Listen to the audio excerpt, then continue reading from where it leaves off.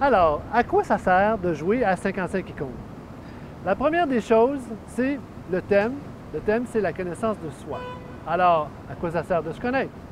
Bien, en fait, on peut dire facilement que dans notre vie, à toutes les étapes de notre vie, on a besoin de se connaître.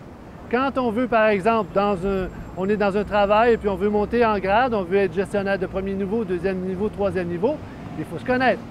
Quand ça va mal, par exemple, en famille ou quand ça va mal dans notre couple, eh bien, effectivement, il faut faire de l'introspection et puis on est intéressé à se connaître, pourquoi que ça fonctionne, pourquoi que ça ne fonctionne pas. On est aussi intéressé à se connaître dans toutes sortes de situations. En voyage, on a des choses, des gens à rencontrer. Des fois, on n'est pas sûr, on fait des gaffes. Des fois même, on se retrouve dans des drôles de situations parce que justement, on ne se connaît pas. Alors, l'idée de jouer avec 55 icônes, c'est l'idée de vouloir prendre au sérieux cette connaissance de soi et effectivement faire des introspections, se poser des questions, possiblement même se poser des questions avec ses amis, ses collègues, les professionnels de la santé, bref, avec tous les gens possibles et impossibles où on pourrait avoir une réflexion sur notre développement personnel, savoir qui nous sommes. Et ça, c'est du travail.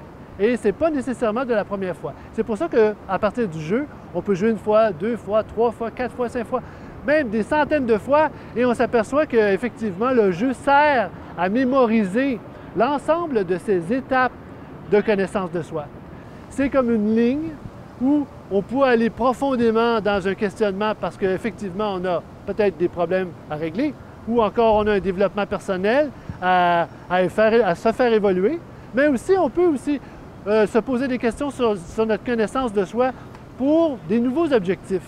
On veut chanter, on veut faire de l'équitation, on veut faire de l'escalade, on veut faire toutes sortes de nouvelles activités. Et puis, on ne sait pas, est-ce qu'on a peur, on n'a pas peur, on est capable, on n'est pas capable.